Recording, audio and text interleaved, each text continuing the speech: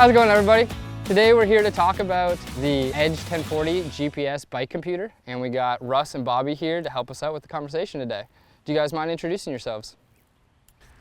My name is Bobby. I work in the marketing department here at Garmin. I'm also an avid cyclist and have quite a bit of experience using the new Edge 1040. I'm excited to talk to you about it. Yeah, what's going on? I'm Russ. I work in software engineering on the bike computer. Been working on the 1040 for quite a while now. Been riding bikes for a few years, and yeah, I mean, this thing rocks, so let's get into it. So how long have you actually been working on that thing? I've actually been working on this one pandemic, about 2 years. Yeah, so I'm on the high-level software team, so pretty much anything that you see when you're using the device is the stuff that we do. The specific features that I've kind of worked on has to do with the cycling ability, course demand stuff, the power guidance, and the stamina features. Awesome. All a bunch of stuff we're about to jump into. Yeah. So let's start off and talk about who this device is for. Bobby, you want to take this one? I think ultimately it's just for whoever wants the top of the line pinnacle of cycling, of bike computer technology. I think it represents our effort to bring like the best product to market that we can. And that's kind of always what these flagship computers have been about. And I think this one really just kind of takes it to another level. Yeah, just for whoever doesn't want to compromise on their bike computer, whether it's performance, battery life, training features, it's got it all. It really does have it all. Bobby, where do you mainly use this? Because you do a little bit of everything, don't you? Yeah, well, the 1040 Solar has become my go-to computer because I'm bad at charging things, and so the battery life makes it easy where I probably get a month of training rides out of it before I have to charge it. So that's been a game changer for me. Absolutely. The first thing you notice is the hardware. Let's jump in and talk a little bit about the hardware on this. And you mentioned it, solar, right? Solar's a pretty big deal. Never done solar in a bike computer before. Russ, you want to tell us a little bit about that? Yeah, man. We've had solar in our watches for a while, and just being able to extend that battery life even further than it was before is just a game-changing feature, really, especially when you get into like the battery-saving mode and stuff like that. It'll last just an incredibly long time. We've got all sorts of goodies on the display. You can have a data screen that shows how intense the sun is and sort of how much time you got back by using the solar feature and stuff like that. So yeah, I mean, there's really no competition with the battery life that we get out of this stuff. It's just you just literally don't have to worry about it. I ride a lot of gravel out there in the heat and the sun. It's just soaking up that sunlight. It's much more likely to be pointed toward the sky. That's true. Yeah, it's just sitting there, and it's been pretty incredible to see the numbers that you can get out of this thing. Some of the other big features, we got the metal back. That's pretty big game changer, especially with a bigger unit. You don't want to be breaking these tabs off. And the USB-C, that's been a long requested feature for our Edges. That's true. I've definitely had people ask me when we're going to finally put USB-C on a bike computer, and here we are. I like it, yeah. So let's go ahead and jump into some of the software, because the software's been a big deal. Russ, you said it, almost 2 years you've been working on this. Yeah. Let's start with just the out-of-box experience, because we've kind of done some new things with that, haven't we?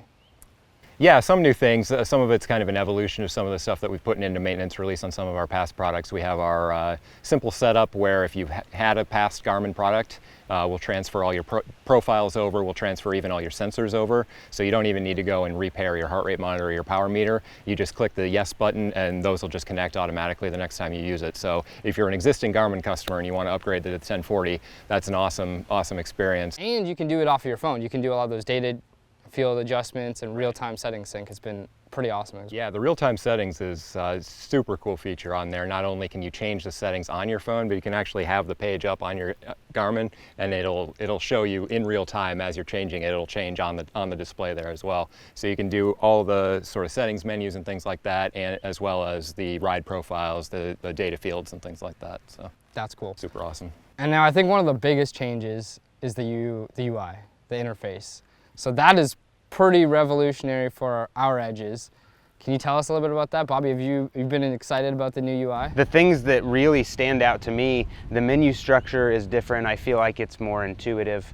And then the home page layout is adaptive. So depending on what you've done recently, it'll put things, toward the top of the list that it thinks you might want to see. So if you've recently sent a course to your Edge, it'll have recent course right there at the top. So you don't have to go digging around in the menus and find that course is just right there. Or if you recently saved a ride, your recent ride sits right there at the top. So it kind of tries to guess what you're going to look for and put it there right, easy to find. Absolutely. Yeah, that dynamic glance is what we call it. Oh, but I like it. but it's absolutely awesome. I mean, we have all these glances where you can scroll through things and see stuff like your FTP or your training status or things like that, and so those are all customizable on the home screen of the Edge as well, and you can add whichever ones you're interested in or not, and kind of sort of reorder them, things like that, make it your own. But having all that information, like everything that you're interested in, just right there on the home page without having to go to different places to go see it is just super convenient. It is so simple. I was kind of blown away using this. Like, I'm an 830 user traditionally, and pulling this up is just so straightforward and so simple to see all your data. It's awesome on a great week when you've been training hard, and then when you haven't been, you're just like, dang, I gotta get back out on the bike. And so for me, it's been really motivating just to be able to put it all there at a glance and just be able to access all of that. Let's dive into some of these additional features, because we've mentioned them kind of throughout: cycling ability, course demands, like some of this other stuff. Let's talk about that, going in a little bit deeper the software. So starting with the cycling ability, because I think that's one of the big, at least for me, it was really cool to see. I'm slow, I'm not fast. I'm riding a 200-mile race coming up. I'm a tortoise. If we're talking about slow and steady wins the race, I should be winning a lot more races, and I'm not, so something's off here. You just need longer races. Longer races. But for me, it's been really cool. So I'm an endurance specialist. I don't know what you guys are at. I think you said you were a climber. Yeah, to the shock of nobody, I'm marked as a climber. That's awesome. So tell us a little bit about that. What is cycling ability, and give us a little breakdown. Yeah, so we've done stuff in the past about sort of your training status, like the different sort of areas of focus. So you've had like your high aerobic, your low aerobic, and your anaerobic, so like the super high-end stuff. And so this is sort of like the effect of that, right? That shows you what you've been training, and this shows how that training has sort of gone, and has your anaerobic ability really increased, has your high aerobic ability increased, has your low aerobic ability increased. So you can kind of see those are the three like main sort of bars that you see how far they're filled, and sort of based on your profile, can you put out power over the long term or over the short term, medium term? It'll kind of match you to whether you're a climber, endurance specialist, sort of an all-rounder, or a flat specialist, time trialist. There are more, I don't remember all of them, but yeah, it kind of gives you a little bit of information about what we've noticed about your abilities, and it also tries to give you a little bit of information about, like, if you want to try to progress even more, the kind of thing that you might want to try to focus on to just make yourself a better all-around rider. I have used the stamina, the real-time stamina feature with courses, and that I've found is really cool. I don't know, the overall thing that I notice with the 1040, with all of our devices, but especially with the 1040, is kind of the more data, the more information that you can give it about yourself, the better, the more it can help you. Mm-hmm. So just, I don't know, to put a little plug in for riding with our Rally Power Meter pedals. Yeah. Riding with a heart rate monitor and power meter all the time, feeding that to the Edge with all of the analytical software that we have for that data, that's really what gives it the power to paint these pictures and to really kind of figure out how your body works. And then it feeds into like the new real-time stamina feature, where your Edge will actually tell you, your optimal effort to maintain your stamina for the length of the event and type of event that you're going to, or the course that you're doing. Yep. And so it's interesting to see on some of our rides, like last night we did a hill ride that we do. And so looking at my stamina graph, you can see when we sprinted up hills, because my actual stamina deviates way more from this potential stamina line that it makes. And so you can see those times where you went too hard. So after you did a long race, you can go back and look and say, oh, these are the areas where I burned matches and, got below my optimal stamina. Especially chasing the climber up the hills. Exactly. Absolutely, yeah. It's an awesome feature. You can really tell, for me, I can tell if I'm burning out too quickly. I am notorious for just going out too hard at the beginning of a ride because I feel great. I got the legs. Does that. Everyone, right? And you're just like, I'm crushing, I feel great. And then all of a sudden you look down, you're like, I can hold this for like 10 more miles and I have 40 more to go. So you got to back it off a little bit. But I think with that course demand, it shows you where your cycling ability is and then where those demands of the course are. And so you can kind of see, is this course going to hurt in different areas? And I think so much of cycling is mental. And so just knowing where you're going to be hurting and where you're going to need to maybe put a little bit more of that mental effort really has helped me prepare for some of those rides and knowing what I'm getting into. If I know I'm going into a 70-mile ride, then I can go do 70 miles. But if that ride was supposed to be 30 miles and I'm going out for 70, it's going to be a rough day. And so just kind of understanding what you're getting yourself into really, I think, helps. Right. Yeah, definitely. Well, and then if you have a power meter too, then the power guide can take it even a step beyond that, and basically Power Guide basically gives you a fuel gauge for every point in the race and tells you exactly how hard you should be going and just kind of holds your hand. So that's, I don't know, too many features to go into in a short video, but definitely just a whole different level of information and insight, I feel like, into my fitness level. Absolutely. Yeah, Brock, I think you said that before when we were chatting that you'd use Power Guide on a pretty long training ride in anticipation of your race. Yep. And it sounded like that went pretty well. Yeah, absolutely. So it was really helpful to gauge effort. Like I said before, I go out way too hard. And so just knowing, okay, I'm on a downhill, I don't need to be pushing hard. Or I'm on this climb and I don't need to put out 300 watts. I can put out 150 watts and over the length of that ride, I'm going to be in a lot better area. So it breaks down, it feels, and these aren't actual numbers, but maybe like every very small segment of your ride up to like half mile, 1/10 of a mile. It's very specific segments and it gives you a power number to hit. And then you can see, I usually find myself going over in the beginning part of the ride and then slightly under at the latter part of the ride. Yeah, and we've talked about that too, it's almost just enough to just tell users to just chill out, you know, because everybody, like you said, everybody, especially in these like races and things like that, we go out way too hard. I mean, that's the case in running even as well as cycling, that you just have such a tendency to just like absolutely blast at the beginning because you're excited, you got that adrenaline going, you're in the crowd, like you're in the front group, and then you just totally fall apart. And so if this, you know, if you can set up your Power Guide and you can see that you're up here and it's telling you should be down here, you know, at some point you're going to be down there whether you want to or not, so you might as well control yourself. So yeah. It's humbling because you keep yourself accurate to yourself. I think you see, like, I've watched World Tour races and you're like, I can go do that. No, I can't. Very quickly you realize I am not as strong as those people. And so I think it really helps keep you accurate to where your riding abilities are. And I think overall that just makes you a better rider. You don't blow up your numbers, you can train more effectively and efficiently. And I think just it's really helped me be a better rider for sure. Well, for most of us, we're not going out there with any chance of winning these races, right?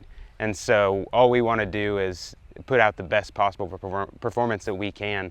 And that's where I think things like the Power Guide and real-time stamina just, make sure you don't burn matches when you shouldn't, keep you accountable for going hard maybe if you're dogging it a little bit, and just make sure that you can, have the best race possible. Absolutely. And, anything that helps me do that, I'm into it. Yeah. So some of the other big features in here, I know the routing has been a little bit different. We took some of that from 1030, Edge 1030 Plus. But the routing for me coming from an 830 has been fantastic. Being able to just reroute on the Edge, say, hey, I'm gonna go ahead and go up on this road up here. It allows me so that the Edge 1040 GPS bike computer has just been phenomenal for the routing capabilities. Have we done a whole lot different or spiced it up a little bit? Yeah, there's been some sort of optimization stuff like that in software, so hopefully everything should just be kind of that much more snappy and things like that. In terms of actual routing changes, I know we've got different map updates and things like that always has an effect. But yeah, I mean, I've definitely been pretty happy with it. So the big thing for me, like you were saying, is being able to pause navigation or reroute navigation on the device. Like if you're on a course that you've made and you see something cool that you want to go check out. We love checking out abandoned buildings or old barns. You can just pause your navigation so it's not sitting there yelling at you to turn around the whole time. And then you can just restart the navigation once you're ready to roll. And then the reroute as well, just being able to, say a road's closed and you have to take a different spot, it just immediately gives you that option to reroute, so you don't waste time, as cool as it is to be able to pull the map up and find a new road, it's nice if it just figures it out for you. Yeah. Yeah, man, especially if you're in an unfamiliar area. I mean, that's one of the things we're emphasizing with this one, right, is the ride like a local, that it should be able to tell you, you know, the perfect roads to ride on. We've got the popularity mapping, the popularity routing that comes from the fact that we've got millions or billions of cycling activities in Connect, and so we know where the good roads are to ride, and we can help you find them and all that kind of stuff. And yeah, the rerouting is cool. You know, like you say, there's a road closed up in front of you or something like that, and oftentimes you can go off and it'll sort of provide you options for which way you want to go. Do you want to turn around and go that way? Well, no, I want to take this other route. So yeah, that is a feature that is on 1030 Plus, but yeah, like I say, if you're coming from an older unit or a competitor, I think you'll appreciate it. Yeah, totally. And I think Ride Like a Local, these have mapping already built in it. You don't need to go and buy additional mapping. It has worldwide mapping already on the unit. Yep. And we have revamped some of the search UI a little bit better. So now when you go into search, you'll have water stops, bathrooms, bike shops, right front and center. That's what people are looking for, gas stations, things like that. So you're probably not going to go clothes shopping, but you probably are going to look for a gas station. The amount of times I've had gas station pizza and it saved my dude, life. exactly. Yeah, I think the cyclists around here keep a lot of the gas stations in business. Yeah, absolutely. There's all kinds of little new features, but one that I've really appreciated is when you save a ride on the 1040, there's a screen that pops up and it shows you all of your connected sensors and what their battery life is. That's right, and not doesn't only charge on the the device, but that also goes up to Connect, so you can see on Garmin Connect after your ride what sensors you've got and remind you to replace your power meter, battery, or charge something. Yeah, I love it when it tells me right at the end of the ride, so I can just know immediately to take my radar off and plug it in for the next ride. Yeah, it's pretty cool. I can't tell you how many times in the past I've gotten that power meter battery is low pop up at the very beginning of my ride. Yeah. But 2 hours later and a shower, I'm not thinking about it anymore until the next time I ride and it says, your power meter battery is low. And you're like, yeah, I remember that now. Yep. So hopefully this gives people an opportunity to see that again and at a time that they can actually take action on it rather than when they're actually trying to ride their bike. Another feature that I think is really going to speak to our mountain bikers and commuters out there is multiband. So sometimes when you're in those big cities or out in the forest, it's hard to get accurate GPS data. We know some people have stolen those KOMs because you see their little GPS bouncing around on the trail. Tell us a little bit about multiband and what that is and how that could help some cyclists. Where I like it is for mountain biking, because our devices are super accurate and they do a great job with GPS. But when you have multiple challenges that compound at once, which I think happens mountain bike, if you're in dense tree cover and you have tight switchbacks, you know, those are like worst case scenario for a GPS device. Yep. And so I think those are the times when just having a little bit of extra help, having a little extra information from the satellites, they can, you know, you keep an accurate track in those really challenging situations. So let's jump back into the post-ride data. So that post-ride screen really does mirror what you're seeing on the home screen now, where it gives you all of your data, your FTP, your VO2 max improvements, your cycling ability. It's all right there. And then you were talking about the Climb Pro. What was that called? Yeah, so the Climb Pro feature is something that you might be familiar with from some of our past units. If you're riding a course or whatever, it'll give you information. It'll automatically detect climbs that are on your course, and it'll give you information about them while you're riding them. So if you're at the bottom, it'll tell you how many miles to the top, what the average grade is to the top, and it'll sort of break it down and show you which parts are steep and which parts aren't so steep on a little display. So on the 1040, what you can do now is go relive that later when you're looking at your ride on Garmin Connect. You can see where those climbs were, you can see those splits, where the parts were steep, where they weren't so steep, and you can see all the good stats that you're used to, your heart rate, power, cadence, all that kind of good stuff.